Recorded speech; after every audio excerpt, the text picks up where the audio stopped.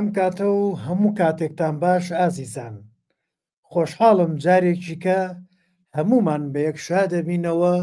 لە پێگەکەی خۆتان لە فلیم سازان. ئازیزان، بابەتی ئەم شەومان بابەتێکی کەیە زۆربەی جار خۆمان لەناو خۆمانە باسیەکەی نەڵێن کێشەی گەورەیان بۆ دروست کردوین. بەڵام لە هەمان کاتە ئەو بابەتە لایەنێکی کەی باشەشی هەیە، بەڵام باشەکەی بۆ کێیە و چۆنە و چۆن باشەکەی پێمانەگات. ئەم بابەتەی ئەم شەومان بابەتی دۆبلاژە. اینجا دۆبلاژ حەزەکەم من لەوە زیاتر لەسەری نەڕۆم، چونکە کۆمەڵێ پرسیارم هەیە ئاراستەی مامۆستای گەورەمان مامۆستا ناسر حەسەن یەکەم کە ئەم شەو لەگەڵمانایە و مامۆستا گیان یاخوا بەخێربەی بان دیەمان بان چەشمم. چاوەکەمی ئەم کاتت باش، شەو باش، ساغ و سەلامت بی ئینشاءڵڵا. زۆر سپاس دەکەم بۆ ئەو دەرفەتە بەخشا بە ئێمە تاکو بتوانین قسە بکەین لەسەر ئەو بابەتە و بابەتانی دیکەی هونەری کوردی و دراما و سینەما و هەتا ئێمە لە خزمەتی تۆی مامۆستای گیان، تۆ مامۆستای گەورەمانی. چاوەکەمی سپاس. زۆربەمان کاتێک کە سەیری تەلەڤزۆنمان کردو و ئیشی تۆمان بینیوە مناڵوین سەدجار بە دیار کرێنشینی تۆ دانیشتوم بزانم کرێنشین چۆن تەسویر کراوە ئەو چیرۆکە و ئەمە بێجگەلەوە گۆرانیەکەی حەسەن دڵسۆز بوو، ئاوازی مامۆستا عەلی مەردان بوو، بەڵام تۆ هاتی کلیپت بۆ کرد، بەڵام ئەو کلیپ نەبوو، کورتە فیلم بوو. لێرە لەم فیلم سازانەوە کاتێک کە باسی کورتە فیلم کراوە، باسی فیلم کراوە، ئاماژەم بە ئەو سیناریۆی کرێنشینی کردووە. بڵێ وەڵە خۆی بەڕاستی یەکەم کلیپما بە نسبەتی منەوە، یعنی کاتی خۆی سەرەتای هەفتاکان بوو، یعنی سیناریۆی تیا بوو، چیرۆکی تیا بوو، بە سینەمایش تەسویر کرا بێگومان لە 16 میلیمەتر ڕەشسپیش بووە، وەختە جاری ڕێگاڕێنگ ناتوو بۆ عێراق تەسویرمان کرد لە شاری خانەقین. بەداخەوە یعنی کاک سەرکەوت زۆر هەوڵماندا بیدۆزینەوە لە پاش 2003 و ئەوە، بەڵام بەداخەوە دەستمان نەکەوت. دیارە سڕیتیان نازام چیلیان کردبوو لە کەرکووک لە بەغا، بەڵام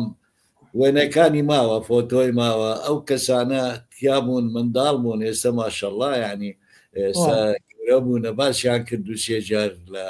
ڕاگەیاندنی کوردی. ئەتوانم بڵێم ئەوە یەکەم کلیپە کوردیە من کە کردومە، اینجا پێش من کرایە نەکرایە نازانم، ئاگام لێ نییە. ئەوانەی مامۆستا شەماڵ سایبی ڕەوانشاد بەڵێ ئەوەی شیراک بۆی کردبوو، ئەو پێش تۆ بوو یان تۆ پێشەوە بوویت؟ شیراک ئەرمەنیە. بەڵێ شیراک ئەرمەنیە، ئەوە پێش من بوو تقریبان بە چەند مانگێک لە من لە بیرمە، چەند مانگێک ناکەم لە یەک زەمە نابوون، من ئەو کاتی کە بیرمە لە یەک زەمە نابوون، بۆی هەستی پێ ناکەم، من نەمزانی. بەڵام ئەگەر بێتە سەر جەنابەت باسی سیناریۆت کرد، مانەوە تاریخی گۆرانی کوردیە. شەماڵ سائب پیاوێکی گەورەیە بەڕاستی، ینی قوتابخانەیەک بوو شەماڵ سائب لە گۆرانی کوردی. بەڵام ئەگەر بێ بەراوردیان بکەی لەگەل یەکترا، ئەوە کرایە خاص بۆ گۆرانیەکە، یعنی خاص بۆ گۆرانیەکە ئەو جیا بوو، یعنی مەتەلەن چیرۆکی تیا نەبوو، بیرۆکەیەکی تیا نەبوو، بە یاگەر بەراوردی بکەیت لەگەڵ کرێنشینی زۆر فەرق خێرە ناوی. ینی نەنا من هەموو جارێک مامۆستا ناسر گیان کە باسم کردووە، باسی گۆرانیەکانی ڕەوانشاد شەماڵ سایبم نەکردووە بڵێم ئەوە فیلمە، کورتە فیلمە، نە، کرێنشینی کورتە فیلمێک بوو، سیناریۆ بۆ نووسراوە، ڕوودا و ڕوئەدات، یعنی گرێچنی هەیە، حبکەی هەیە. بەڵێ نە ئەو جیایە، زۆر جیاوازە لەگەڵەوە. مامۆستا گیان نابینەوە سەر بابەتەکەی خۆمان. فەرموو. ئێمە دۆبلاج ئێستا دیاردەیەکە ئەم ساڵانەی دوایی لەگەڵ هاتنی ئەم تەلەڤزۆنانە دۆبلاجیش هاتۆتە ناو ماڵەکانمان. باجارێ باسی ئەرێنیەکەی دۆبلاج بکەین، یعنی ئیجابیەکەی باشیەکەی. دۆبلاج بۆ کێ باشە مامۆستا ناسر؟ نه بێگومان خۆی تۆ توانی لە فیلمی دۆبلاج مەتەن ئەڵێ ئەمە کۆریە ئەمە هەندیە بێجگە هەموو شتێک تۆ بیئەکەی ئەبینی بێی هندی ئەبینی خێزانی هندی ئەبینی کۆمەلگای هندی ئەبینی ئاستی ڕۆشنبیری ئەو جێگایە ئەو دەوڵەت ئەگەر کووری بێ هندی بێ تورک بێ عەرەب بێ فارس بێ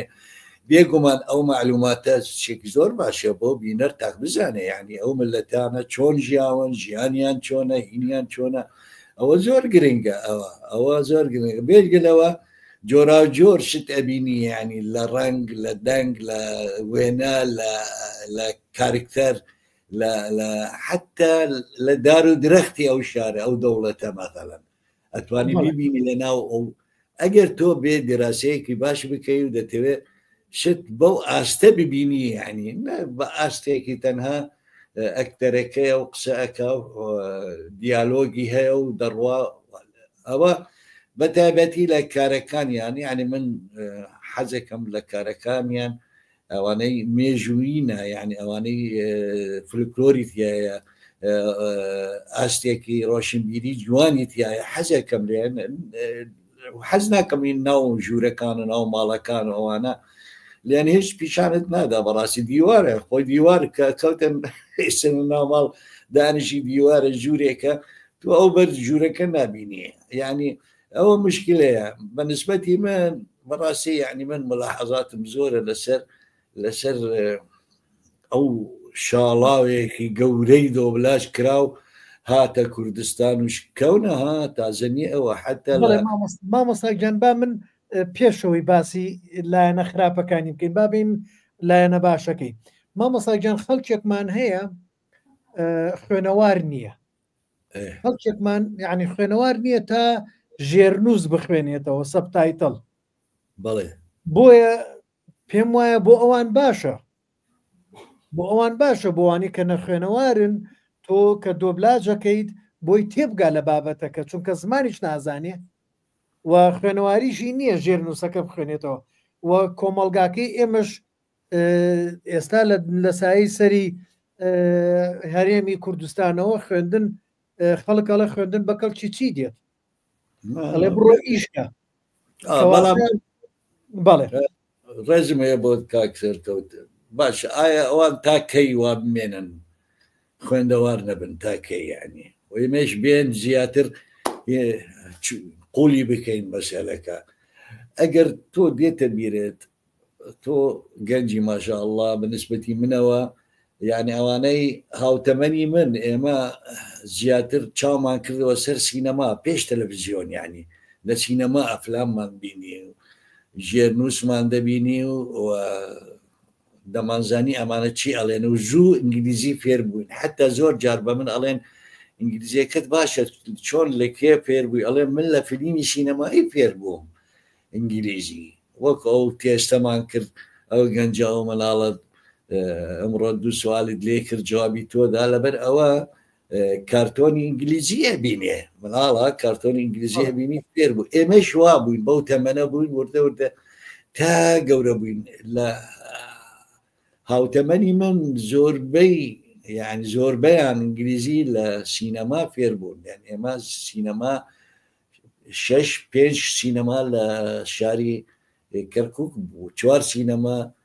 بە زیادبی لە شاری خانەقین بۆ نمونە یعنی خەڵکی ینی سەقافەتی سینەما سەقافەتێکی گەورە بوو لای خەڵکی پێش ئەوەی تەلەڤیزیۆن بێت طبعاً اینجا ئێمە بەڕاستی دەبێ هەوڵ بدەین یعنی دەبێ هەوڵ بدەین کەس خوێنەوار نەمێنێ ینی نەخوێنەوار نەمینێ لە کوردستان دەبێ ئەوە بزانە یەک مرتبطە بە شتێکترەوە مرتبطە بە وەزارەی پەروەردە ئەو پرۆژەی نەخوێندەوارەکان چۆن بیان هێنێتە سەر خەت و فێریان بکاتێن مرتبطە بە شتێکترەوە یعنی کەواتە تریشمانەیە مامۆستا کێشەیە تریشمانەیە مناڵی ئێمە ئێستا ئەمەوەی کامڕۆ هاو مناڵەی خوشکە زامان بڵین برا زامان کە هێنام وتمەها ئەنگلیزی لەبەر ئەوەی فیلم کارتۆنەکانی لە یوتوب کە هەیە هی کوردی کەمە یەکەم شت دۆبلاجەکان باش ناکەن تربەوی نییە یان دۆبلاجەکەن بەڵام کەمە و لەگەڵ ئەوەشە فیلم کارتۆنی کوردیمان نییە تا ئەو مناڵانە سوود لەوە ببینن سوود لە نەریتی کوردی ببینن سوود لە زمانی کوردی ببینن و دۆبلاجەکانی شوا بێت بێ ڕەچاوی ئەو بنەما زانستی پەروەردەش بکەن وەکو زمان وەکو پیتەکان بناسنەوە وەکو ژمارەکان بناسنەوە ئەمە کێشەیەکی گەورەمانە بۆ ئەوان زۆر سوود بەخشە بڵێ ڕاستە بەڵام ئێمە مناڵمان ئێستا لە کوردستان ئەتوانێت ژێر نووس بخوێنێتەوە لە مەکتەب بە کوردی خوێنێتەوە بڵێ هیچ مشکلەیەک نییە من تەمەنەکە ئاڵێم ئەو تەمەنی کە هێشتا نەچۆتە مەکتەب بەڵێ کە هێشتا فێری خوێندن نەبووە ئەبێ ئەمە فێری ئەوەی بکەن ژمارە بە کوردی بزانێ بەڵێ بەڵێ بەڵێ فیلم کارتۆنە ئەنگلیزیەکان بێنە دۆبلاجی کوردی بکە تر مامۆستا ئەچێتە سەر ئاسی سەر وەزارەتی پەروەردە ئەتوانێت بەرنامە بکات لە تەلەڤیزیۆن بۆ ئەوانە تاکو فێری خوێندن بن دەتوانی بۆیان بکاتن ئەمە کەواتە چێتە مۆزوعێک ترەوە ڕەنگە هەندێک ئێمە ناتوانین دەستکا چارەسەرێکی بکەین بەڵام لایەنێکی تر تۆزانی ینی هونەر یعنی پەروەردە ینی کۆمەڵە ینی هەموو شتە هەموو مرتبطە بە یەکتریەوە ئەمە کە وەختێک پلان دانرێت چۆن ئەو کۆمەڵە بێتە پێشەوە بە ئاستێکی باش لە هەموو لایەنەکانە ئەنجا دێن یەکێک لەوانە هونەرە ڕۆشنبیریە ژێرنووسە نەخوێندەوار ئەیکێ نەخوێندەوار ئەوانە هەموو بێتە یەک پەکش و ئیشەکە ئەکرێ بەڵام بەداخەوە دوورن لە یەکتری ینی دوورن لە یەکتری حسابی ئێستەمەدەن ئۆکەی ئێستا دۆبلاژێکەن بۆ هێن بۆ دراما باشە بۆ بیری ئەوە ناکەن بە ژێرنووس کارتۆن بکەن بۆ مناڵەکان سوودی زیاتر ئەبێ معالەجێ ئەو خەلەلەیش ئەەکەین کە هەمانە بۆ داهاتوو ئێمە دەبێت سەیری دوورکەن کاک سەرکەوت ینی بە مناڵەکانمان بە ژێرنووس چی هەیە بیانی ئۆروپی نازانم چی هندیە چیە بۆیان ژێرنووس بکەن یەکەم خۆیان باشتریش ئەبن لە کوردیەکەیان خوێندنەوەکەیان خێراتر ئەبێ سەریعتر ئەبێ کە دانیش ژێرنووسە خوێنێتەوە سوود لێ وەرەگرێ و استیفادە ئەکاتن خۆزگە با لە مناڵانەوە دەست پێ بکەین ژێرنووس بۆیان بکەین لە هەموو زمانەکانی دنیا و گێ بگرێ تاکو بزانێ مەتەرن ئێستا بەداخەوە ئەوانەی ڕێزم هەیە بۆیان 1970 بینەری کورد ئێستا سەیری دۆبلاژەکە بەس ئایا کاک سەرکەوت ئەزانێ مەدەم زنجیرە درامایە کۆریە جارێک گوتیان ئەمە کۆریە یان من وات بەستەمە شاکەم سەریە ئەڵێن هندی ئەڵێن فارسە ئایا ئەزانێ بەیانی باش بە کۆری چییە بەیانی باشیانی وشەیەکی زۆر تەبیعیە لە هەموو ژیان هەیە لە هەموو درامەیەک دێ لە هەموو جێگا نازانێ بەیانی باش چییە بە کۆری نازانێ بەخێر بێن بە هندی چییە بە فارسی چییە بە تورکی چییە بە عەرەبی چیە نازانن بەس گێگرن بە زمانی خۆیان کە زمانی خۆیان زمانێکی کوردیە بەڵێ ئاسانکاریە وەڵڵا دێ جوان و پاک کراوە و پاکش کراوە و تاکۆ چۆن میوەیە کە شتێک کاتۆتە ناو مەتبەخ و تەماتەیەکە خەیارێکە قاشێکرێ و دوێ دەکرێتە خواردن و دەیخێنە دەمی ئەڵا بخوا دانیشتووە دەخواتن ینی هیچ خۆی هیلاک نەکردووە لەو مەسەلەیە خۆی ماندی نەکردووە لەو مەسەلەیە ئێمە نامانەوەی ماندیان بکەین دەمانەیە سوود وەرگرن یعنی فێر بن یعنی لەو ئێستا تۆوتت سوودی چییە بەڵێ سوودی ئەوەیە فێربین لەیان زمان فێربین لەیان میوزیک مۆسیقایانیش نازانین چییە کاک سەرکەوت ئێمە خۆمان لێرەوە جەماعەت مۆسیقایەکە هێنن دانن لە سەریە ناسر فیلمەکەیان یان زنجیرە دراماکەیان بە ڕەسمی بە فەرمی وەرنەگرتووەیان نەیان کڕیوە چونکە گەربی کڕن لە کەمپانیەکەیە کڕن کەمپانیەکە بە مۆسیقا و هەموو شتێکەوە ئەیان ناتێ بۆ ئەوەی مۆسیقای بۆ دابنێن هەموو شتەکانی کە هەیەی لەگەڵیان نەفەوتێت بەسەمان دەنگە خەنەسەری کێشەکان. بەڵام شتێکمە بیرتەوە ڕەنگە بینەر نازانێ ئەو مەسەلەی تەکنیک یعنی تۆ مۆسیقای ئەسڵەکەت کە دەهێنی و لێرە داخلی دۆبلاجی کوردیش لەگەلی دەکەی ها دەبێ مۆنتاژ بکرێ مۆنتاژێکی ڕێک ئەو مۆسیقای بالفعل بگونجێ لەگەل ئەو دیمەنە ئەوە مۆنتێرێکی دەوێت. مامۆستا ناسر شتێکی کە یعنی من ئەوەی کە ملاحەزەم کرد بۆ دۆبلاج من سوتفەم نەکردبوو بەڵام هەنێ برادری مەکسیکیمە بوو خەڵکی مەکسیک لە ئەمریکا سێرم کرد ئیشی دۆبلاژەکەن ئەوە نیشتیان دۆبلاجە کرد ئیتر جارێکیان لەگەڵیانە قسەم کرد ئەم کێشەیەم باس کرد باسی مۆسیقاوت ئێمەکە و فیلمە ئەکڕین کەمپانیەکە مۆسیقاکە ئەدا و لەگەڵ مۆسیقاکە شەجیەکانیشمان پێڵێ لە دەقەی چەند لە زنجیرەی چەند لە کوێیە تۆ ئەو مۆسیقایە دانی هەمووی بۆمان دانراوە یعنی خطة العمل بەڵێ خطة العملی کاتی مۆنتاج کاتی چنین ئێدیتینگ ئەدرێ بەم گروپەی تر کە کڕیویانە بۆی دۆبلاجی بکەن. بەڵێ هەبزانە چەندی فەرقە مامۆستا ناسر ئەوە نازانم یعنی من ئێستا لە هی خۆمانە تااقەتم نییە دابنیشم بە دیارەوە جاران دانیشتم بە دیار هەنێکی ئەمانەی کورساتەوە ئێستا هەنێکی کە هەیە بابەتەکە بەلامەوە جوانە بەڵام تااقەتم نییە دابنیشم بە دیارەوە ئەم کێشەیە بۆ من تااقەتم نەبێ بۆ بینەرێک تااقەتی نەبێ. بڵێ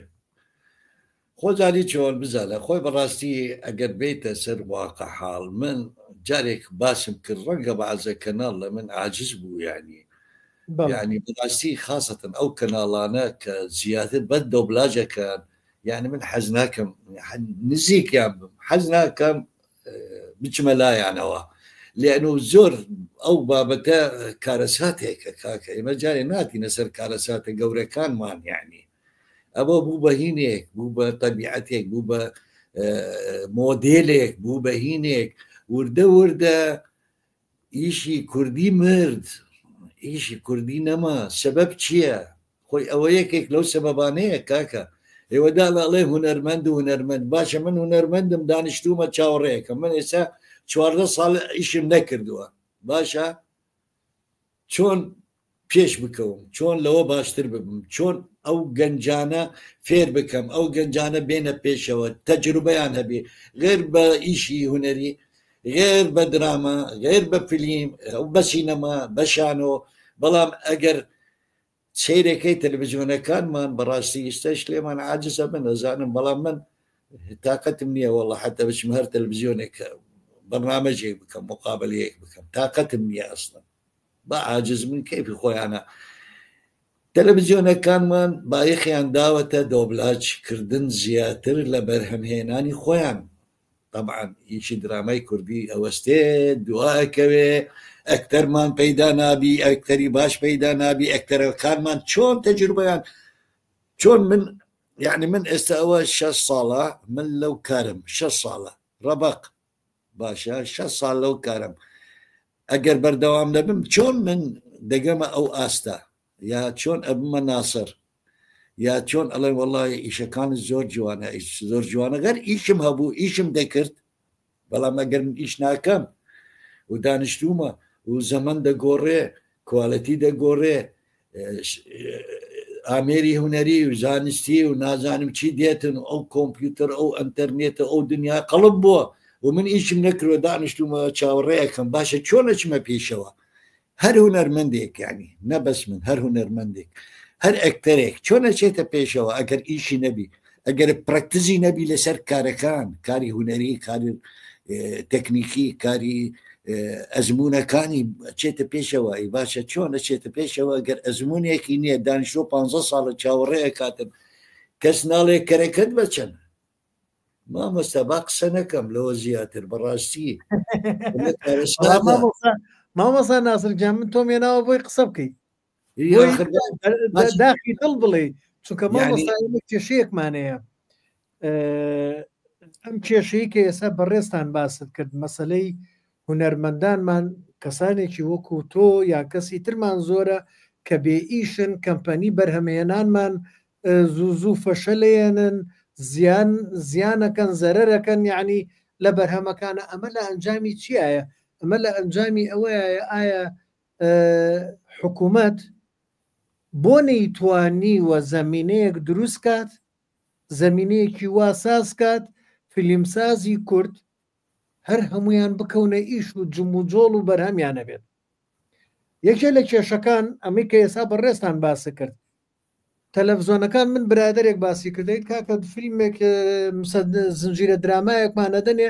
تورکایە ئەیا بە تەلەڤزۆنەکە بە بەلاش بە خۆڕایی ئەمە مەوزوعە تورکیا بۆ ئەمە بە خۆڕاییەدا ڕەنگە بابەتەکەش مەبەستێکی هەبی لە دوایە با بڕوە با بڵاو بێتن ئەو دەوڵەتەکە لە پشتەوە مۆزوعێکی سیاسی هەیە ئیران بی ئەگەر تورکیا بی ئەگەر کۆریا بی ڕەنگە مەبەستێکی هەیە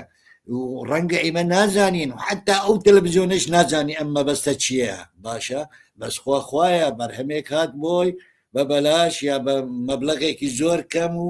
دۆبلاژی ئەکاو وتەواو تۆ باچی حکوومەتەکەی یعنی حکوومەت یعنی وا بزانم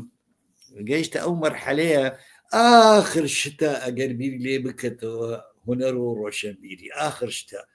یعنی لای کەمێکەوە حکوومەت چەند تەلەڤیزیۆنمان هەیە ینی نزیکەی 100 تەلەڤیزیۆنمان هەیە ئێستا ناوخۆ و سەتەلایت و نازانم چی ئەوە 100 تەلەڤیزیۆنمان هەیە باشە لە چه ئەساسێک ئەمانە هاتوونە تەلەڤیزیۆنیان کردوتەوە کاک سەرکەوت هاتووە دەوێت تەلەڤیزیۆن بکەوە بە خێربێ کاک سەرکەوت باشە کەس لە کاک سەرکەوتی پرسی وەرە کاک سەرکەوت کاک سەرکەوت تۆ هەدەفت چییە لەو تەلەڤیزیۆنە ئامانجی چیە یعنی بۆ ئەو تەلەڤیزیۆنە ئەەکەیتەوە با بزانم ئەگەر بینی وەڵڵاهی هاتوومە خزمەتی هونەری کوردی ئەەکەم ڕۆشنبیری کوردی ئەەکەم کۆمەلگای کوردی ئەەکەم و خزمەتی ئێوەش دەکەم بە سیاسە و بە بەرامیجی ئەخبار و نازانم چی ئۆکێ ڕێنەوە زۆر باشە خزمەتمانەکە باشە لیان پرسی تۆ ساڵی چەند درامەیەکەکەی لیان پرسی تۆ ساڵی چەند گۆرانیەکەکەی لیان پرسی تۆ چەند بەرنامەی کۆمەڵایەتی ئەەکەی کشت و کاڵە مناڵانە خزمەت گوزاریە هاتوچۆ ئێستا ڕەنگە پێکردن ئەڵێ هاتوچۆ بەڵێ هاتوچۆ تا نەجاتمان بێخن فەیری خەڵک بکەن چۆن ئەچنە ناو جادە چۆن ئەڕۆن چۆن ڕۆنسای چەند خەتەرە زۆربەی کێشەکانی ئێمە لە جادەکان و لەوانە و ساڵانە بە حدود 1000 کەس دەمرێ لە کوردستان سەبەبی ڕۆنسایدە تاوانبارەکان میدیایە میتوانیوە خەڵک هوشیار کات کە چۆن لە جادەوبانە سیارە لێخڕن خۆی بزانە خۆی ڕاستە خەتای میدیەکانە نایکردن بەڵام لە خەتاکان ئیجازەی دا پێی دەبێت لیستێکێبی من بستومە ئێستا لە فەڕەنسا وڵاتە پێشکەوتوەکان ئەچی تۆ بیانیت یا ئەچی تۆ خەڵکی شارەکەی دەتوێت تەلەڤیزیۆنت بکەیتەوە پێ دەڵێ لە 160 تەلەڤیزیۆنەکەت دەبێ خۆماڵی بی فەڕەنسی بی هۆڵەندی بی 160 140 با بیانی بی با فیلمی هین بی ئەوە بی ئێمە لە 195 بیانیە لە 105 کوردی ئەوەش ڕەنگە ئەخبارێکی هەیە یا دووسێ گۆرانیەکی هەیە ئاخر ئەوە مامەستا ئەوە دەبێ ئەو شتانە ئەو پلانە دابنرێت وەزارەتی ناوخۆ وەزارەتی ڕۆشنبیری وەزارەتی داد لەگەل پەرلەمان لەگەل ئەنجومەنی وەزیران ئەوە دەبێت دژنەیەکیان هەبی نار کەس بێتن تەلەڤیزیۆن ئەکاو دوایی ئەوە نەتائجیتی تو بڕۆ تەماشا بکە تەلەڤیزیۆنەکانمان هەمووی دۆبلاژە هیچ کە عیلاقەی هەبی بە خەڵکەکە بە ڕۆژانەی ناوشار کەسابەتی نازانم جوتیار بە قوتابیان بە مناڵەکان بە ژنەکان باشە نییە لە ناو تەلەڤیزیۆنەکە نابینی ڕەنگە گۆرانی مۆسیقا هەر تەلەڤیزیۆن گرۆبێک هەیە هێنایەتی گۆرانی دەڵێ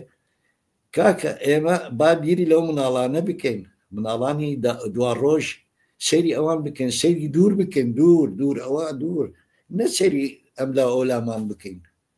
ئەوە نەتایجیتی ئێستا سێمەگەردانیشین قسە بکەین و تەقیمی بکەین. لە ڕووی زمانەوە لە ڕووی زمانیشەوە دۆبلاسکردنەکان گەلێ جار وەرگێڕانەکان باش نین، زۆرێکیان باش نین، یعنی ئەو کەسی کە وەری گێڕاوە شارەزای زمانی کوردی نییە، زمان ناز برادەریانە لە کۆمپانیاکە لە ساز کۆمپانیا دێکا یا لە تەلەڤیزیۆنێکە خۆیان ستافەکەیان خۆیان دانشێکێک کەندێک مەتەلەن فارسی باش ئەزانێ دێتن وەریەگەرێ یا عەرەبیەکی سەقەت و بەقەت ئەزانێ دێتن ئەیکاتن بە کوردی یا یعنی ناچن مەدان بگەڕن بە دوای نووسەرێک، بە دوای شاعرێک، بە دوای ئەدیبێک، بە دوای ڕۆژنامە نووسێک، وەرگێرێکی ڕاستەقینە مستەوە ئاسێکی هەیە، چەندین کتابی کردووە، چەندین هینی کردووە، ناچن لەبەرچی نایەنێ پارە سەرفکەن یەک 200-300 دلار بدەن ئەو زەلامە مەثەڵەن ئەچن بە $10 ئەیکەن، بە $10 ئەیکەن. ئەو تاوان ئەوە کارە ساتە بەڕاستی، ئەوە تیجارەتێکەیە، ئەوە لایەنە تیجارێکەیە لە ناو مۆزوعەکە. دەنگ مەثەڵەن 10 نەفەر هێنن زنجیرە درامە خۆ دەزانی زۆرە 40-50 ئەکتەری تایە لای کەمێکەوە 10 نەفەر هێنن دێن دۆبلاژی دەنگی هەموو ئەو ئەکتەرانە ئەڵێن ئاخر چۆن ئەبێ کاکە، چۆن ئەبێ؟ لەبەر ئەوە مەتەن ئەبینی من بەو تەمەنە بەو ڕیشە ئەوە بەو دەنگە یەکێک دێ دۆبلاجی بۆ مەکە دەنگێکی نازێک مناڵ دیخەنە سەر ئەو ڕوو دەموچاو و ئەو ڕیش و ئەو ئینە ئەگەر ئافرەت بی ئەگەر پیاو بی بە چەند پلیسێک ئەهێنن 10 دەور بۆیان نەگرێ ئەڵێن ئەوە تیجارەتە، یعنی تیجارەت ئاخر تیجارەت بە فەن ئەکرێ مامۆستا، فەن تیجارەت پێ ئەکرێ قەیناکە ئەوروپاش دەبینین چی ئەکەن و چی ناکەن بە کواڵێتێکی بەرز دەیکەن، فەنەکەیان بە کواڵێتێکی بەرز دەیکەن، نەهێنە خوارەوە ئەوە وەڵڵا حەقمان ئێمە تیجارەت ئەکەن، ئێمە بازرگانی کارتی تایبەت نازام چی ئەو قسانە ئەو هینانە کە فەن بوو بە تیجارە بەڕاستی فاتحە بخێنەوە. مامۆستاگیان شتێکی کە کێشەیەکی کە گەلێ جارەبینی ئەو ئەکتەری هەر وڵاتێکە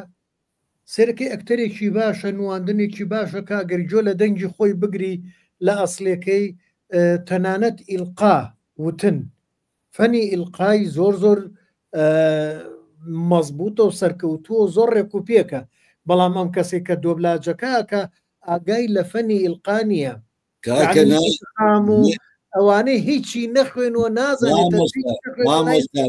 نەیان هێشت خەڵکی بەو شێوەیە بیر بکە، خەڵکی بەو شێوەیە بیبینێ، نەیان هێشت ئەمە ئەجباری دەکەن دۆبلاژکراوە و دێنە خۆیان تەحلیل دەکەن ئەوە دێتن ئەوە دێ ئەوە نەیان هێشت، یعنی بەو بیرە بکاتن دەنگەکەی وایە و خۆشە ئەمە تەمەنی 90 ساڵە دەنگی هین 20 ساڵە نازانم منیش بینەری هەندێک من یعنی ئەوش تەحملی مەسئولیت ئەکا یعنی بینەر بەس من قسەکەم لەگەڵ بازە کەسێک چەند خێزانێک کە باز ئەڵێن چی بکەن ئەوە هەیە ئەیبینین لێرە یعنی چی بکەین ئێمە ئەو تشتانە تۆ باسیەکەی ناکرێ و نابێ باش ئێمەش دەمانەوە ببینین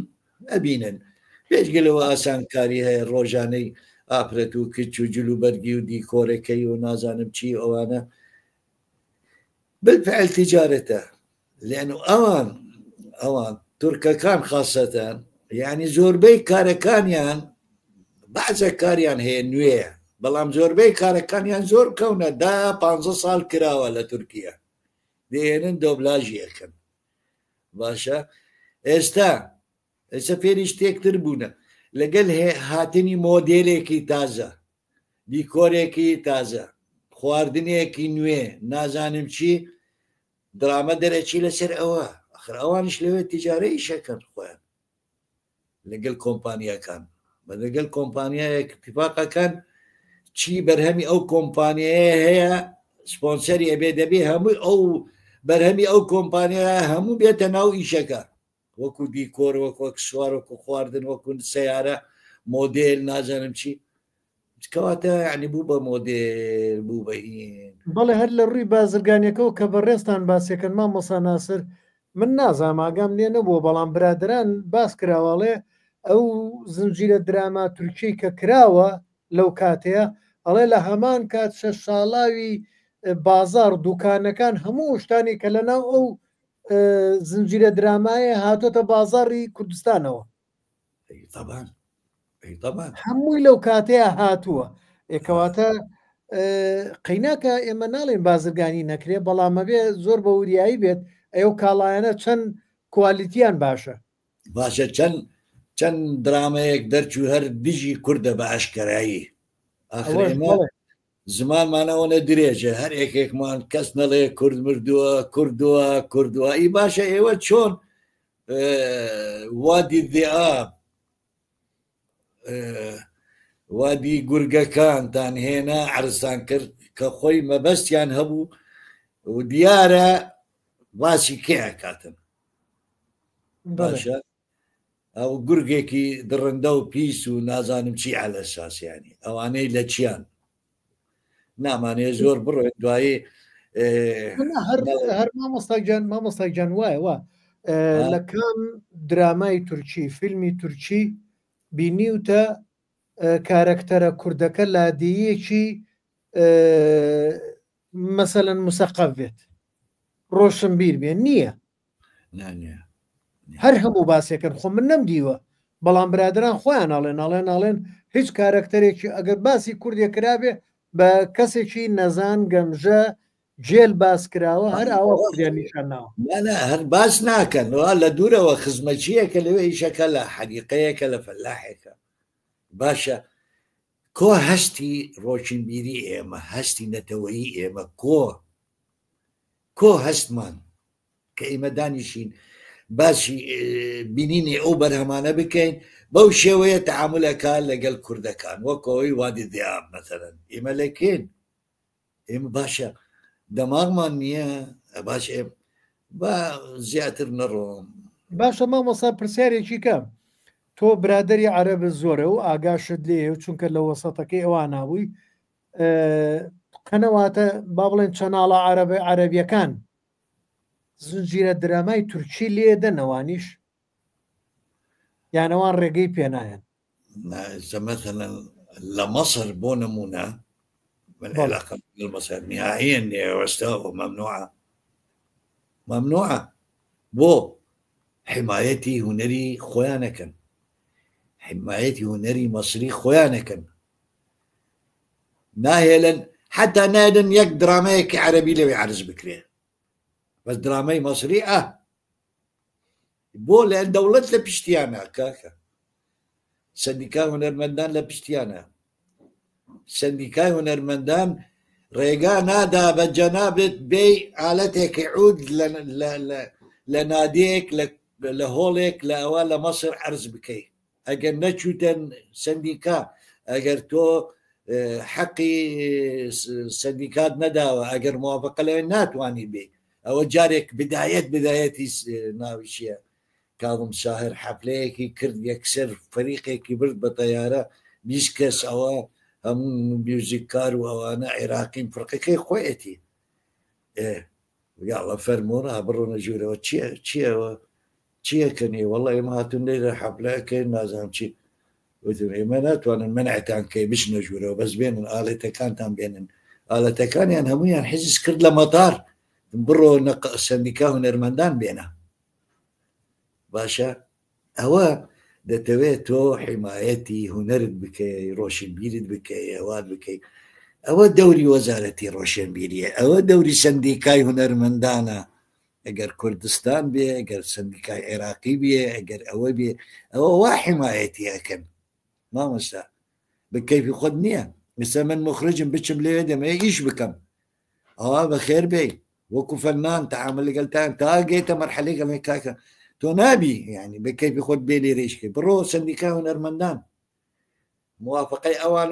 ور بقرا باري اوانش بدا انجا ورئيش بك اكثر ده ما اكثر ما مزوره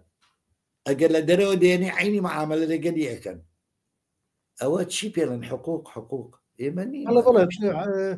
حقوقي فنانين مثلا طبع محفوظ كوبي رايت بلين شاباري زمانه هم يدور بينه ما مصمم ل هشتاكان بو ل نازانم كام گۆڤاری عەرەبی بوو خوێنمەوە شخصیتێک یعنی ئەکتەرێکی مصری وێسە لە قسەکەی بەڕێستانەوە ئەکتەری مصریەکە باسی ڕۆژانی خۆی کە دەویت بەیانی هەڵەسم ئەچم لە تەلەڤزۆن مسلسلە بوو بەخوا نازانم چی بوو ئیشێکی هونەریمەیە ئەی دوایی کە لەوێ لێ بمەوە 4 سەعاتە چەندێکە ئەڕۆم لە فیلمێکە بەشدارم دوای ئێوارەکەی ئەچم لە شانۆیە بەشدارم لەسەر تەختەی شانۆ یعنی باسیەکە دەیت من هەموو ڕۆژێکم وایە ئەمە ئەکتەرێکی زۆر معروفیش نەبوو ئەگەر ئەکتەرێک ئاوا وەختەکەی هەمووی دابش کردبێ بەکارە هونەریەکە کەواتە بژێوی ژیانی دابی نەکات کەواتە پێویستی بە عنیوتانێ پارێ پێیا کرد بۆ بڕاکرێ کاری تاوکو لای ئێمە دوایە ئەبێتە هین بۆی پێشەکەوێ ئەزمونونەکەی زیادە بێ فێرە بێ لێرە ئێمە کۆم وە کاکە ئێمە بە 4 ساڵ بە 5 ساڵ جارێک تۆ ئیشێکی هونەری ناتوانانی بکەیت وەکو ئەکتەر ها منەڵێم وەکو دەرێنێت بە 10 ساڵ منەم گوت من 14 ساڵە 12 ساڵە من ئیشم نەکردووە باشە خۆ منیش کە ئیشەکەم بە تەنیا ئیش ناکەم من 100 کەس لەگەڵ ما ئیشەکە وایە على كل مامۆستا زۆر شت هەیە دەبێ تۆ تا ئێستازانی هینێک نییە پلانێک نییە یا قانونێک نییە بۆ دامەزراندنی تەلەڤیزیۆنەکان ینی لە کوردستان ینی پلانێک نییە تۆ بزانی دەتوێت تەلەڤیزیۆن بکەی دەبێ بزانی چییە شروتەکانی چییە وەرەقەیەک نییە بەوە بە وەرەقەیەک نییە باشە مامۆستا پرسیارێکی کە تۆ ئاگاد لە تەلەڤزۆنی عێراق بوو چونکە خۆت دەرهێنەر بوویت و ئاگاشت لە سیستەم بوو ئەزانی چی دابەزێنن لەو زەمانەیە تا پێش ڕاپەڕین یا با بڵێن تا پێش لابردنی ڕژێمی پێشوو سەدام لە تەلەڤزۆنی عێراقا دۆبلاج هیچ کرا من نەمدی بوو بەسەم پرسیارە لە بەڕێستانەکەم نەکراوە عێراق بۆ نەهێش بکرێ نایکە ئەڵێ بڕە خۆتان بیکەن نایکە قبول ناکە سەقافەتێکتر بێتێن ئەوە ڕەنگە هەندێک لایەنە سیاسەکەی تەسیریشی هەیە ڕەنگە ڕاستیشە ڕەنگە لایەنە سیاسەکە ئەڵێ نامێت سەقافەت و کەلتوری دەوڵەتێکتر بێتە ناومان عەرەبی هیندبی ئیسلامبی نەدەهێشت نەبوو ئەو دۆبلاجە نەبوو حتا ئەو عقلیاتە نەبوو شەریکەکان یا ئەوانە خۆیان دانیشنەوە بکەن نایکن نیان دەکرد زیاتر هین بوو سەبتایتە بوو تەرجمەکە بوو وەرگێڕانەکە بووی نازانم کێ و ئەوانیان کرد لیمی بیانی بی دێتن دۆبلاج تەرجەمای کرێ سەبتایتی لەکرێ و عەرزەکرێ لەگەر لە سینەماوە گەر لە تەلەڤیزیۆن عەرزەکرێتن ژێرنووسی هەیە دووسێ کۆمپانیا هەبوو لە بەیروت خاصەتەن خۆری و عەبید ئەوە مەشهور بوو ئەوان اختصاصیان ئەوە فیلم دەهات جاران بەیروت لوبنان پایتەختی ڕۆشنبیری هەمووش شەرق ئەوسەد بوو عەرەب بوو شەرق ئەوسەد چاپی کتێب لەوەیەکرا لەوەیەکرا وەرگێڕانی فیلمەکان کتێب وەرگێڕانی و سەبتایتل بۆ یەکرێ اینجا دێتەوە شارەکان دەوڵەت عەرەبیەکان فیلمەکە عەرزەکرێتن لە بەیروت کارگایەکە بوو مختبەرێکە بوو تایبەت بوو بۆ ژێرنووس یەک دانیشن گوێگرن تەرجمەیەکەن ئەنجا کەی تەرجمەیە کرد مامۆستا هەموو کەسێک نایە دێ تەرجمەیەەکە دەبێت محتەرف بوون ئەنیس عوبێد و خۆری نازانێت ئەوانە مەشهورن یانی ستافێکیان هەیە پرۆفشینەڵن لە لە وەرگێڕان لە تەرجەمەکردن لەسەر وەرەقە و دەیدەن دوایی ئەنووسرێ و دابەزێ لەسەر فلیمەکە لە کارگە لە مختبەر ئەچێتە سەر فلیمەکە. ئەوە بوو. بەڵێ بەڵێ مامۆستا من تێبینی شتێکی کەم کرد. من چوومە تورکیا، لە تورکیا زۆربەی فیلمی ئەڵمانی و هەموو جیهانی و ئینگلیزی و وەرچی بوو دۆبلاژەکرا. چوومە یۆنان دۆبلاژ نەکرا، چوومە ئیتالیا دۆبلاژم بینی، چوومە ئەڵمانیا دۆبلاژم بینی. ئەڵمانیا لە هۆڵندا نەبوو. ئەڵمانیا بەڵێ ئەڵمانیا دۆبلاژ بوو. دۆبلاجە وڵاتی یەکەتی سۆڤێتی کەون هەموویان دۆبلاج بوو، هەرێکێک پۆڵۆنی هنگاری مەجەری بە زمانی خۆی دۆبلاجیەکە. ئەو بابەتە زۆر جوانت هێنا، ئێستا وەڵامە دەدەمەوە. بەڵێ وەرە ئێمە با بچینە دواوە، یعنی یەک 20 ساڵ 30 ساڵ وەرە عێراق، لە ناو جادە لە عێراق لە کەرکووک یا لە سلێمانی یا لە بەغا یا لە بەسرە یا لە مووسڵ ئەتوانی تۆ بیانیت ئینگلیزیت، ئەتوانی بە ئینگلیزی قسە بکە لەگەڵ خەڵکەکە، وایە وانە ئەتوانی. ئەگەریش یەکێک نازانی بانگەکان پڵان پڵا وەرە وەرە تۆ ئەنگلیزیەکەت باشە لەگەڵ ئەو پیاوە قسە بکە. ئەمە لە عێراق بوو، لێن ئێمە ژێرنووسمان هەبوو. ئەوە یەک. بەڵام بڕۆ تورکیا ئێستش و جاران، بڕۆ ئەڵمانیا، بڕۆ تورکیا، بڕۆ ئەو شارانە کە دۆبلاژەکەم ئەفلامەکانیان لە سینەما بەبەستمان و حتا لە تەلەڤیزیۆنی شەمو دۆبلاژە. زۆر زەحمەت یەکێک بدۆزیتەوە ئینگلیزی لەگەڵ تا قسە بکە، زۆر زەحمەتە. سەبەبی چییە؟ ئەوە یەکێک لەو سەبەبانەیە، ئەوە یەکێک لەو سەبەبانەیە. هەر من مەبەستم ئەوەش بوو، چونکە ئەم وڵاتانە خۆیان دیکتاتۆر بوونە، ئیمپراتۆر بوونە، وڵاتانیان داگیر کردووە، جارێ ئیستنکافەکەن، یعنی خۆیان بە کەم ئەزانن ئەگەر قسە بە زمانی وڵاتی لەبەرەوە ڕێگایاندا خۆیان قەراریاندا دەبێت دۆبلاج بکرێت، بۆ ئەوەی هەر احتفاظ بە زمانەکەی خۆیانەوە بکەن، بەڵام وە نەبێ بە زمانێکی سەقەتیش. بەڵێ بەڵام تاثیری کرد لەسەر ئاستی ڕۆشنبیری خەڵکەکە کە زمانی کوردی زمانی ئینگلیزی زمانێکی ئستاندەرە و جیهانیە، نەهێشت خەڵکەکە نزیک ببی لێ فێربی گوێ بگری لێ، ئەوە زەرەری زۆر بوو بۆیان. ئێستاش ناتوانیت تۆ لەگەڵ دوو نەفەر بە ئینگلیزی قسە بکەیت لەو شارانە کە باسمان کرد. من لە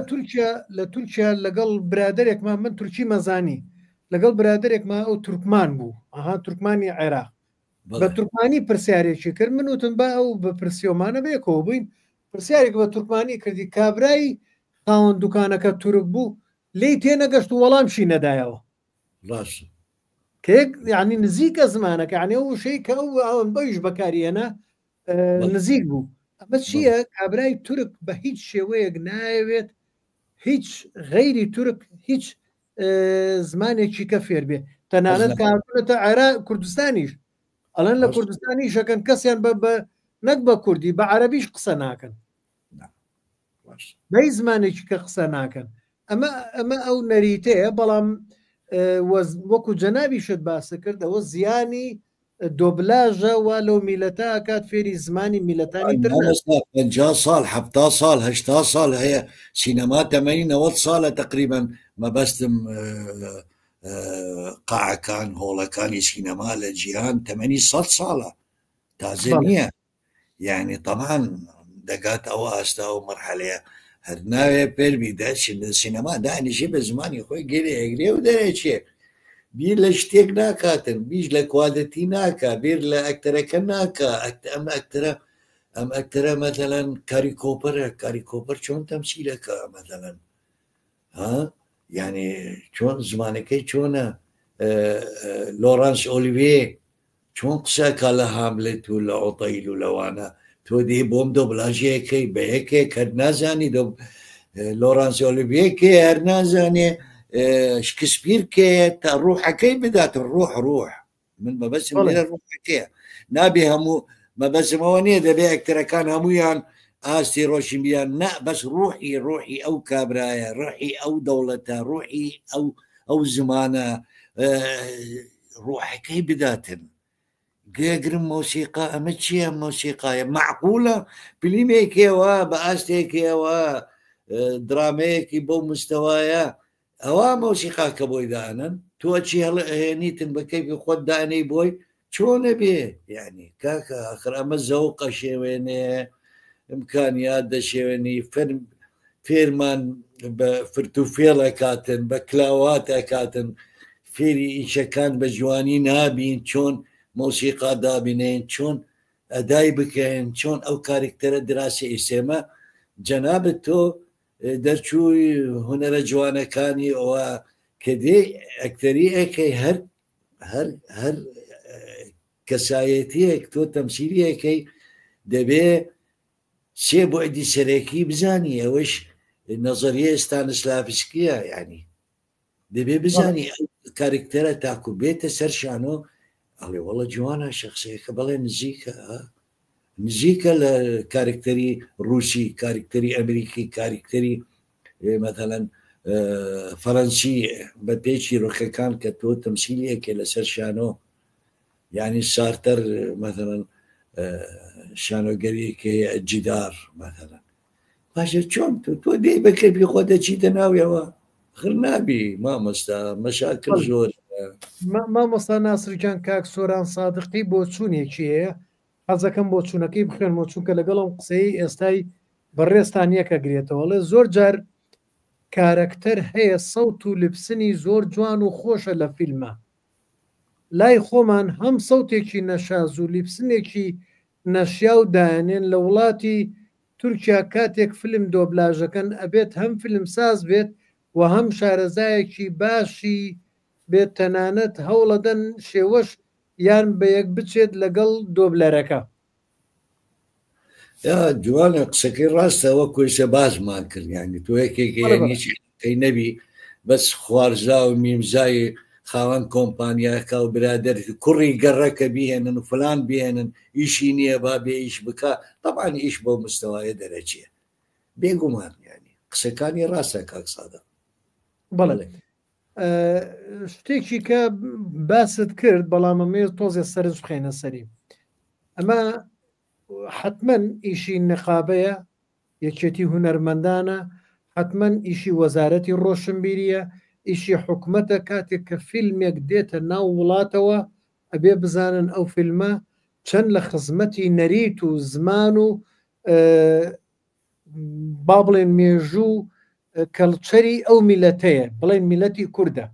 ئەبێ ئەمان ئاگیان لێبێت من ناڵێم ڕقابە چونکە ڕقابە سانسۆر گەلێ جار نایڵێ ئیشە باشەکان بێت بەڵام خۆ ئەبێ سانسۆرێک هەبێ بۆ ئەم شتانە چونکە تۆ میلەتت هەیە و مناڵت هەیە و ئەبێ ئاگات لێ بێ پەروەردە چۆنەکەیت بڵێ بەڵێ بێگومان هەر ئەو شتانە خۆ ناڵێن ئێمە بچین پۆلیس بێنین دای بنەن وەرن ئەو فریمە بزانن چۆن یا ئاسایش بە ئاسایش بڵێن ڕێگای ڕۆشنبیری هونەری هەیە سندیکایە هەیە سندیکای هونەرمەندان هەیە جێی ڕۆشنبیرەکان و مەڵبەندی ڕۆشنبیرەکان و وەزارەتی ڕۆشنبیری لە پەرلەمان لژنەیەکمان هەیە لژنەی ڕۆشنبیری و ڕاگەیاندن نازام هونەری شتێکی وا هەیەش لەوێ مەدەن ئەمانە ئاگایان لێبێ کاکە زۆر جار من باسم کردووە حتە وەڵڵا قسەی شخصیشم کردووە لەگەلیانە بەس هیچم نەبینی ینی لێیان مەدەنن بە ئاستەیەکی ئەوە یعنی بێنە پێشەوە باسی ئەو شتانە بکەن خلاص ئێمالیان کردووە یعنی وەکوتم لە سەرەتاوە هەرچی هەیە علاقەی بە هونەر و ڕۆشنبیری و نەزان ئێمال کرایە بە تەواوی ئێمال کرایە ڕاستەیمە کێشەمانەیە کێشەی ئابووری کێشەی ئاو و کێشەی ئاو بەفر و کێشەی کارەبا و کێشەی نازامچی هەیە بەس تۆ دەبێت لایەنە ڕۆشنبیری و هونەری علاقەیە بە ژیانی ملت ینی ئاستی ڕۆشنبیری ملت بەرزە کاتەوە هونەر سینەما شێوەکاری ئەو شتانە دەبێت ئەوەش چاو لێ بێت تۆ ناتوانانی ئەوانە تۆ ملەتێک ینی بخەیتە پێشەوە و نازانم چی بە ساڵێک و 2 ساڵ و نازانم چی بە پارە نه دەبێت بە هەموو لایەنەکانەوە تۆ پشگیری ئەو شتانە بکەیت، دەبێت ئاگات لێبی، دەبێت پشگیری هونەرمەندان بکەیت، گەنجەکان بە تایبەتی تاکو بچنە پێشەوە دنیا ببینن، ئیشی دنیا ببینن، لە دەرەوە هونەرمەندان بێن. زۆر هونەرمەندمان هەیە بەڕاستی لە دەرەوەی کوردستانن چون ون بوون کاک سەرکەوت ون بوون ئەو هونەرمەندانە لە ناو کوردستان بوون چوونە دەرەوە ئاستێکی باشیان هەیە. ئەیسە من ناتوانم ناوی ئەم بێنم و ئەو نهێنم و ئەو بێنم، بەڵام چەند هونەرمەندمان هەیە لە هەموو بوارەکان، ڕۆشنبیر، شاعر، نووسەر باشە ون بوون ون با بزانین لەکێن با ساڵی جارێک 10-15 بێنینەوە کوردستان کاکە وەرن ئیوە چیەکەن لە دەرەوە وەرن ئیشەکانتان پیشانی خەڵکەکە بدەن، فیلمەکانتان با ببینین، شانۆگرەکانتان، شێوەکاریتان با بێنە ناو شارەکانی خۆیان، بێنە هەولێر، بچنە سلێمانی، بێنی لەو هونەرمەندانە بێنی بزانێت تەجروبەیان چۆن بوو. و بێگومان یعنی من ئەڵێمیشی هەیە هونەرمەند ڕۆی خۆی بزر کرد، خۆی ون کردەوە، من نازانم یعنی زوروفی چییە. مامۆستاوە من ئاگام لەو کێشەیە هەیە، بەڵام ئەوە ئەگەر بێت و ئەوە باچم کردووە ها بە شێوەیەکی فەرمیشە لە وەزارەت علاقی بە ڕەوەندەوەیە، کێشەی پەناهەندە و ڕەوەند، یعنی ئەگەر بێت و هەرێمی کوردستان وەکو دەسەڵات هەوڵدات هەموو بنەماکانی ژیان بە تەواوی بۆ خەڵک دابین کات، خەڵک بیر لەوە ناکاتەوە بچێتە دەرەوەی وڵات. ئەمە بەگشتی ئەڵێم. و ئەگەر خۆش بێ و ها ئەو فترەی کاتێککە سەدام ڕوخا ئەڵەن دوای پرۆسە ئیش باش بوو، من خۆم لە ئەمریکا بووم، خەڵکی زۆر گەڕایەوە بۆ کوردستان، بۆ گەڕایەوە ئەیانوت کوردستان پارەی تایە و ئیشی تایە و ژیانی تایە و دەسەڵاتی کوردی خۆمان و کوردوا وا خەڵک گەڕانەوە. ئەمە ئەگەر وا بێت ئەو هونەرمەندانەشە گەڕێنەوە. ئەمە یەک. دوو، ئەو هونەرمەندانی کە لە ناو وڵات توانای باشیان هەبوو، ئیشی باشیان هەبوو، جێ دەستیان دیار بووە، کاتێک کە ئەچنە دەرەوە، لە دەرەوە مامۆستاگیان مەرج نییە بوارەکەی خۆی ئیشە هونەرەکەی خۆی دەستکەوی و پێی بژێ. ئەمە یەک. دوو، ئەو کەسە کرێی خانووی لەسرە، کرێی شوقەیە، کرێی ئاوە، کارەبایە، ئینتەرنێتە، ئەم شتانە مەسرەفی ژیان وای لێکان مەجبورە بڕۆ هەر ئیشێ بکات. کە ئیشی کرد ئیتر ئیشەکە پارەکەی کە دەستێکەوێ بەشی ژیانی ناکات، ئیتر فریای ئەوە ناکەوێت بچێ بەلای ئوشی هونەریە. کەسانە لەوێ توانایان مەبەستم ئەوە نییە ئەڵێن ئەوانە لە دەرەوەن با بێنەوە لێرە ئیش بکەن و تەواو، نا بێن لێرە چی بکەن، ئێمە ناتوانین ئیش بکەین. من مەبەستم ئەوە نییە. ئەڵێم ئایا ئێمە وەزارەتی ڕۆشنبیری ئەزانێت چەند هونەرمەندی چالاک و پێرفێکت ها کوالیتیکی بەرز لە دەرەوەی کوردستانە ئیش ئەکا، ئیشی هونەری ئەکا. مەبەستم من ئیشی هونەری بیانێنین، داوەتیان بکەن، داوەت ماوەی 20 ڕۆژ مانگێک بێن لێرە ئیشەکانیان ببینین، بزانین ئەوانە چیان کرد، گەیشتنە چه ئاسێک، ئێمە سوود لێیان وەربگرین. مەبەستم ئەوەیە. بابیانێنین شانۆگەری بکەن بۆ ماڵێرە، بابیانێنین لێ ئەوەل بکەن، داوەتیان بکەین، بابێن با لێرەوە خەڵک بنێرین، با بچێتە دەرەوە بزانێت ئیشی هونەری و ئیشی ئاستی ڕۆشنبیری و ئاستی کوالەتی ئەوانە چۆنە، چۆن ئیشەکرێتن لە دەرەوە. من بەستم ئەوە بوو. بەڵام هاتن و ناوتەوە ئەوە مشکلەیەکترە، گەورەترە لە من بابەتێکی کێ. بەڵێ مامۆستاوە بۆ قسێتەوە تابان خان، تابان یاسین خۆی خانمە ئەکتەرێکی بەتوانا بوو لە کوردستان و لە دەرەوەش، بەڵامەوە بۆ چوونێکی لێ هۆکاری ئەوەیە ئێمەی ئەکتەرە کۆنەکان ون بووین، ئەوەیە کە دەرهێنەر و بەرپرسی کاستینگ پێمان ناڵێت و ئێمەی لەبیر نییە یان نایەوێت پارەی تەیارە و هاتنەوە بدەن، وەکو دۆبلاجەکە بە هەرزانتر لە کوردستان ئەیکەن، بۆیە خەتای ئێمە نییە. من تابان خان نەموتۆ خەتای بەڕێزدانە، من داوا لە دەسەڵاتەکەم زمینەیەکی وا خۆشکات بۆی ئەو ئەکتەرانە و ئەو توانە هوەریە بەرزانە لە هەموو بوارەکان لە بواری هەندەسە پزیشکی هەموو بوارێک خەڵک بێتەوە لە کوردستان خزمەت کات ئەمە ئەبێ دەسەڵات حکومت ئەو زمینەیە ساسکات على كل خۆی سپاس بۆ تابانخان تابان یاسین حەقی فێ قسەی ئەکاتن بەڵام ئەوەش دەکەوێتە سەر چی یەک ئەو دەرهێنەرە یا ئەو دەستگایە یا ئەو سپۆنسەرە یا ئەو کۆمپانیایە دەوێت ئەو فلیمە بکاتن ئیمانی بەوەیە مەتەنەن هونەرمەندێک لە دەرەوە بهێنێ دەوێ حەزی لێە هونەرمەندێک لە دەرەوە بێن ئاشتێکی باش ئەوە یا ئەڵێ کاکە بۆ چیمانەوە پارەی دەوێت تەیارەی دەوێت ئەوە بێنن هیچ بێنن کورچی فلان بێنن یا فلان با بێتن ئەوە یەک دوو دەرهێنەر چی بکاتن یعنی ئەگەر ئەوان مەتەنەن لایەنی بەرهەمهێنەر و ئەوانە ئەو دەسەڵاتەی نەدەنی ئەو ئیمکانێتە بۆی دابینەکان ناتوانێ ینی یەکێک بێنێ دەرەوە بەڵێ ڕەنگە باسی کردووە قسەی کردووە داوای کردووە بەڵام ئەڵێ نەکاکە ئەوە تەکلیفەکە ئەوە پارەی پێچێ یاری زۆر جار مامۆستا من کاک سەرکەوت زۆر جار مەتەنەن ئەڵێن مامۆستا بۆ ئیش ناکەیتەوە ئەوە ئەڵێم کاکە من دەمێ ئیش بکەم ئیشێک لە من بەرزتر بی کارەکە لە من باشتر بی مەبەستم لە کارەکەونەکان باشتر بی بە ئەستێکی بەرز بە کوالەتێکی بەرز ئێستش ئێمە ناتوانین ئیشێکی وا بەرزوە بکەند ئەگەر پارە نەبی ئیمکانیت نەبی باشە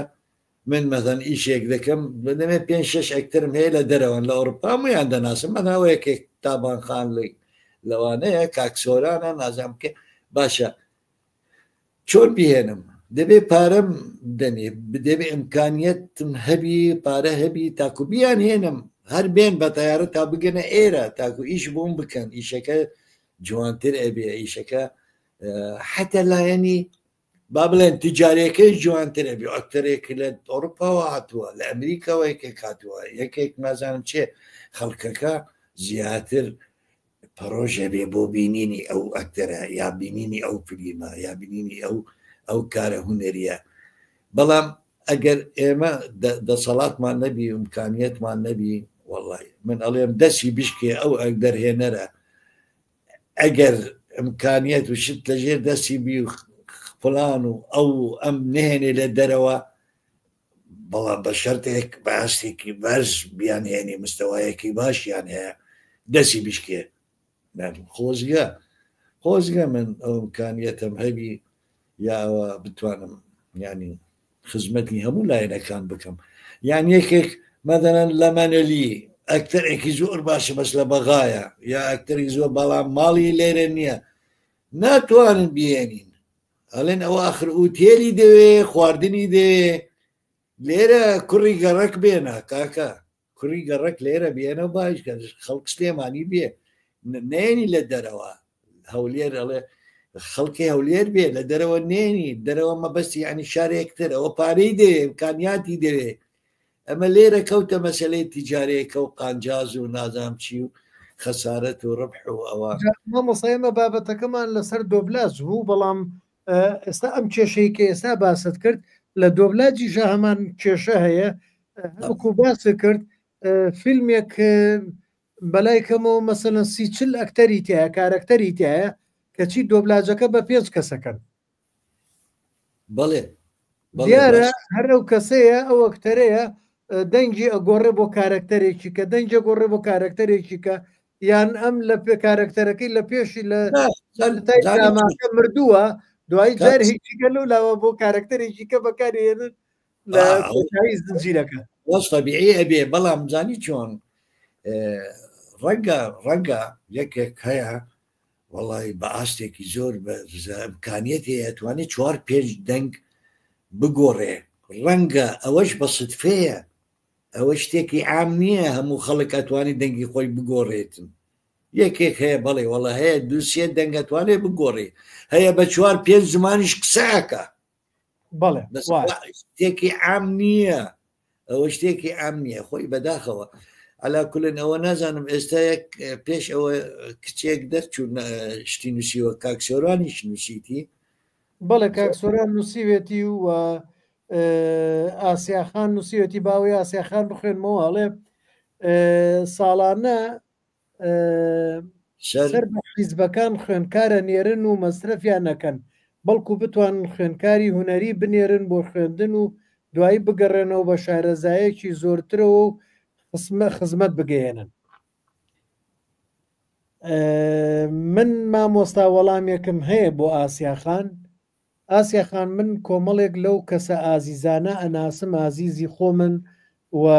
لە بوارەکەیە ئیشەکەن بەڵێ هاتوونەتە دەرەوە لە دەرەوە لە وڵاتانە خوێندویانە و بە شادەی باشیش گەڕاونەتەوە چی بواری سینەما چی بوارەکانی تر بەڵام بەداخەوە لە کوردستان ئیشیان دەست نەکەوتووە کە ئیشیان دەست نەکەوێت کەواتە زۆریان خوێندنەکەیان هەر ئاوا بەزایە چوو ناڵم بەزایە چوو بۆ خۆیان هەر باش بۆ و بۆ بوارەکەش بەڵام ئەگەر ئیشی پێ نەکرێت چی بکەن گەورەیە دابینکردنی تاکیدن بۆ قسەکانی تۆ زۆر جار مەثەلەن لەو ساڵانی لە پاش ڕاپەڕینەوە تا ئێستا 30 ساڵی زیاترە نەزانم مهم زۆر جار تەلەفۆن بۆمەکرێ لە دەرەوە ڕێی منیان دەوێت گەنجن چوونە درا خوێندیتیانەوە یا هەر لەوێ نەخۆیان خوێندیتیانەوە تاوایان کرۆ ڕێی مۆرەگرن مامۆستا ئێمە دەمانەوێت بگەڕینەوە لە فلان بوار ئیشەکەم و ئەوە ڕێی چییە باشە من ڕێیم چییە جوابم چییە بۆی پێ بڵێ وەرە زوو پریایکەوە وایە دوای بێتە ئێرە وەزاکە قۆڕە بێ ئەوە مشکلەیە ئەڵێ وەڵڵا بزانە لە ناسرم پرسی نەیگوت وایە ئەگەر ڕاستێگەش پێ بڵێ بەعزەی کەس لێت وەرناگرێ بڵێ وەڵی کاکە زەحمەت ئەڵێ ئەوە حەز ناکە ئێمە بێن نا کاکە من چای لاقەم هەیە من هەر ئەو ناسرم وەقتی ژاڵم کرد ئەوم کرد ئەو ناسرم تاکە بەردەوامم چی تەسیرەکەی لە من بالعکس من ئێستا يمكن ئەمڕۆ باسم کرد بۆ جەنابەت پرۆژەیەکە بۆ 10 کەس نردوومە بخوێنێتەوە سیناریۆکەی بەشێکیان زۆرن لە دەرەوەن بەشێکیان ناو عێراقن بەشێکیان ناو کوردستانن بالعکس ئێمە ئەو کەسانە سوودلیان وەرەگرین استیفادە لیانەکەین بە تایبەتی گەنجەکان عەقلیەتیان جیاوازە لەگەڵ ئێمە بڵێ ئێمە هەندێک بەردەوام بوون لەگەڵ ئینتەرنێت و نازانچی و کۆمپیوتەر باشە بەردەوامین بەڵام ئەمێنینەوە ئێمە ئەو ئاستەی ئێوەمان نییە گەنجەکان ئێستا ئێوە کاچنە پێشەوە لە هەموو بوارەکانەوە طبعاً نەبەست لە هوەر و لە هەموو بوارەکانەوە ئێمە وەستاوین لە منطقەیەک هەیە لە ئێمە حەزەکە بچێتە پێشەوە هەیە لە ئێمە حەزەکە ئەوانەی پێشکەوتونە بێنەوە لەگەڵ یانە عیشکەن سوود لیان وەربگرن و هەیە حەز ناکەن لێیان لە هەمویان هەر حەز ناکەن لەو مەسەلەیە حەز ناکەش پێش بکەوێ خلاص خۆی ئەبینێ هونەرمەندێکە و خلاص گەیشتە مەرحەلەیەک وانە کاکە وانە ئەگەر شارلی شاپلێن پێشەوەی بمرێوتیان لە چی حەزێک کردو نەو کراوتی وەڵڵی بەداخەوە زۆر شت هەبوو نەم کرد فریای نەکەوتم بیکەم شاپلمەتە ئەو پەرجووە ئەو معجیزەیەی هەموو عالم چی بێت مامۆستای جانە بوو بڕم کاک ئارام گلەیشی لێم کرد کاک ئارام هەریاد ئەڵێ داواکاریەک لە مامۆستا ناسر ئەمانەوێت درامایەک دروست بکات وەک مەمی ئالان ئەمە یەک پرسیارێکی کەشی هەیە مامۆستا پرسیارێکی کەشی هەیە ئەڵێ سڵاو مامۆستا پرسیارێک بە تەمای فیلمێک بوون دەربارەی هونەرمەندێک گەیشت بەکوێ مەبەستی علی مەردانە نازانم ئەو باسی ئەڵێ هونەرمەندێک ناوی کەسی نێنا ئەڵێ بە تەمای فیلمێک بوویت وەڵڵە بزانە زانی چۆن من دایمان کاک ئارام هەریات کاک ئارام هەریات ڕێزم هەیە بۆی بۆ ئاسیەخان بۆ هەمویان من باسی ئەوم کردووە ئێستا قەت ناتوانین نەوەکو مەمیالان قەت ناتوانین وەکو ژاڵە ئێستا دووبارەی بکەینەوە لە زەمن گۆڕا کات گۆڕا یعنی ئێمە گەیشتنە مەرحەلێک حتا مامەڵەکردن لەگەڵ کاری هوەری لەگەڵ هونەرمەندان گۆڕاوە وەکو جاران نییە من بۆ نمونە بۆ دێنم لە کاتی ژاڵەمان کرد ئەگەر بینیوتە لە 85 پارەمان بەبێ پارە بە پەیڵێک تەسویرمان کرد تەواو بوو جارێ موافقە نەکرا بوو ئەوە یەک ئەوە لایەنێک ئەوە مەشاکلی سیاسی هاتە سەری نازانام چی ئەواز لێ بێنە بەڵام لە کاتی ئیش 2 هەفتە پێچ و 16 ڕۆژ پێچ و یەک پلیسمان نەبوو ئێمە ئەچین ئیشەکەیکەین لە دوو گۆند و خەڵک و کۆمبارس و نازانم چی ڕۆژێک لستێکم بینی هەڵواسراوە لە تیپی نواندنی سلێمانی نووسراوە لەسەری بۆ ئەو ماڵانە ماڵی جیهاد ماڵی سمکۆ ماڵی کاوە ماڵم ڕەزم هەیە بۆیان هەمویان ماڵی فلان 15-16 ماڵ وتم ئەرێ وەرە کاک جیهاد خۆعافیکە تم چی ئەو ماڵانە چیانە بێن تەمسیل بکەوەتی نە ئەوانە بەیانیان ئەچنە بازار هەموو ڕۆژ ماڵێک ئەچێ برنج و مەرەگە و یعنی سەوزە و مەوزەوانە دێنێ بۆ گوندەکە بۆمان خواردنەکەن تا تەسویر بکەین ئی باشە ئێستا تۆ چۆن نەتوانی وا تەسویر بکەیت و ئەو ئیشە گەورەیە دەرچوو ژاڵەکە تا ئێستا باسەکەین 85ەوە تا ئێستا باسیەکەین باشە ئەوە مەرحەلەیەک بوو کاتینە مەرحەلەی مەمی ئالان هێشتا ئەو ڕۆحیەتە مابوو ئەو ڕۆحیەتە جا نازانم لەبەر من هاتم نازانم کە ئیجم کرد زۆر کەس هات خۆبەخش هات بۆ ئیشەکە دوایی بەڵام پارە بۆیان سەرف کرا بەڵام بدایەت یەکەم بەرهەمە 45 ئافرەت لە ناوی نواندن بکاتن ئەکتەری بکاتن 45 ئافرەت هاتنە ناو مەمیێلان باش ئایا من چی مینم سۆپەرمانم نازانم هاتن بەس ئێستا زەحمەتە زۆر زەحمەتە ئێستا شتێک وا بکەی زەحمەت ئەو ڕوحەنە کاک سۆران سادقی ئەڵێ زۆر ڕاستە مامۆستای بەڕێز جەنابەت تاکە کەس بوویت لە کوردستان هاوکاری من زۆر کردووە هوەری ئێستا لەو وڵاتە ئەبێ ببێتە پیشە هەر لەبەر ئەو هۆکارەیە هەمووان بوونەتە سەربازی ون کاکسۆران ئێستا وەڵڵاهی ببوورە کاکسۆران لەسێ کاکسۆرانم ناچی بەڵێ فیلمێکی جوانی کردبوو جارێک هێنای من بەخشم کرد یعنی دانیشتێکی بۆ کرد لێرە لە هەولێ عەرزمان کرد مناقەشەی زۆرمان کرد بەڵێ کاکسۆران ڕاستە قسەکانت جا بەڵام من ئەزانم یعنی ئێوە لەوێ ئاسان نیە ژیان و ئاسان نیە زۆر شێت یعنی بۆ کار و بۆ ئەو شتانە بەس چی بکەم دا من خۆزگە ئەو قسانم کرد بکرێتن خۆزگە ئەو داواکاریانم کرد بەشێکی بکرێ ئەگەر ئێستا لە داهاتویش بکرێتن شەرت نییە یعنی ئالا کول ڕاستە هەر تابانخان لەسەرەوەی کە باسی خەڵکی تورکمان کرد کە بە هیچ زمانێک کە قسە ناکەن اینجای شەڵێ زۆر ڕاستە هەر ئەوەش وای کردووە تورک زۆر ناحاڵین لە هەموو زەمانەکانی تر جگە لە تورکی هیچی تر نازانن چونکە هیچ فیلمێکی بیانی بە زمانی ڕەسەنی خۆی نەدیوە تەنها بە دۆبلاژی تورکی نەبێت نەبەست ئەڵمانیاش بڵێ ئەڵمانیاش وایە بڵێ ئەڵمانیا زۆر وڵاتی تریشەیە من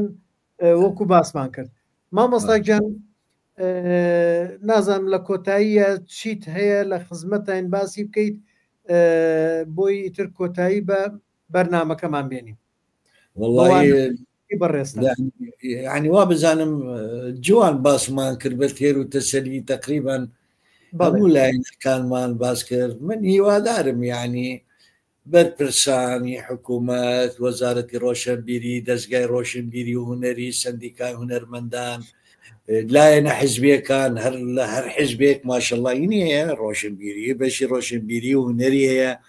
لیانە پرسم دەورتان چیە لەو قسانە ئێمە کردمان ئێستا لە هەموو لایەنەکانەوە؟ ئایا ئێوە ڕازین لەو قسانێکە ئێمە کردمان؟ ئێوە تەییدی ئەو قسانە ئەکەن ئێمە کردمان؟ ئێمە ئیشمان چیە هونەرمەندان؟ دەبێ ئێمە قسە بکەین،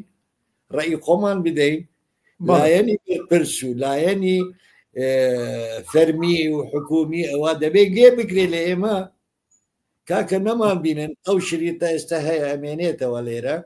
لە لاپەڕەکەی کاکسەرکەوتە لە لاپەڕی منە ئەمێنێتەوە، بیبینن بزانن چی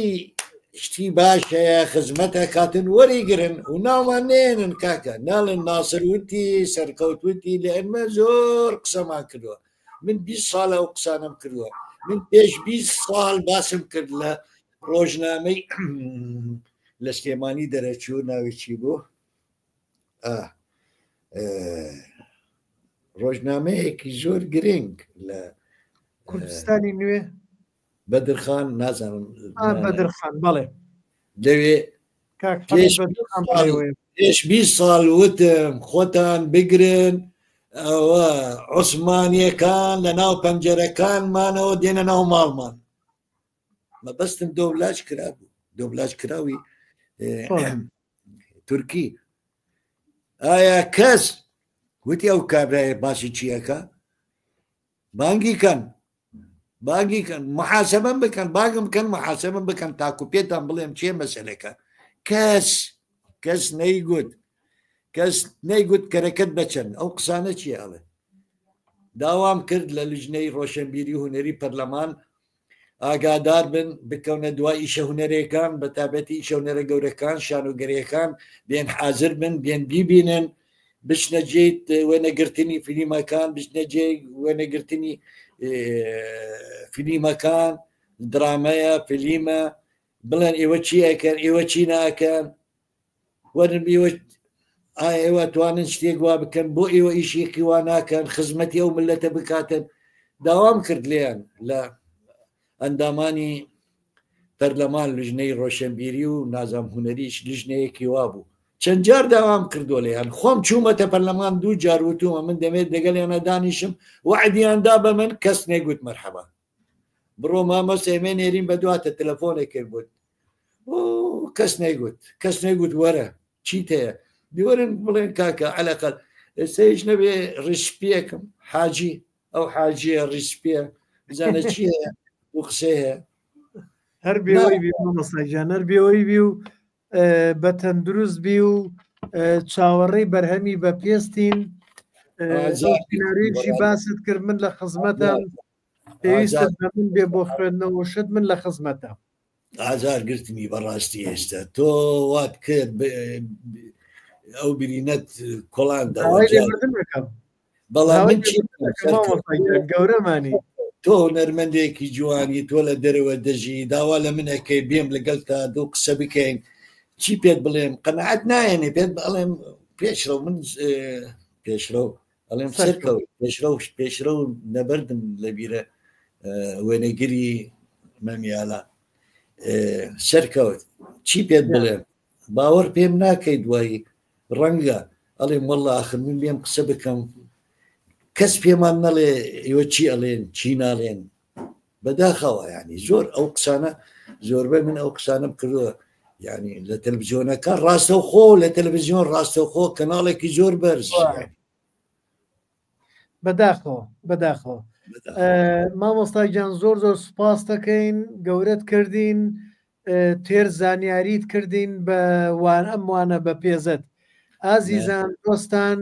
زۆر سوپاسی ئێوەش هەموو لایەکەکەین کە هاوکارمان بوون بە سەرنجە جوانەکانتان. بەو هیوایی هەموو لایەک تەندروست بن،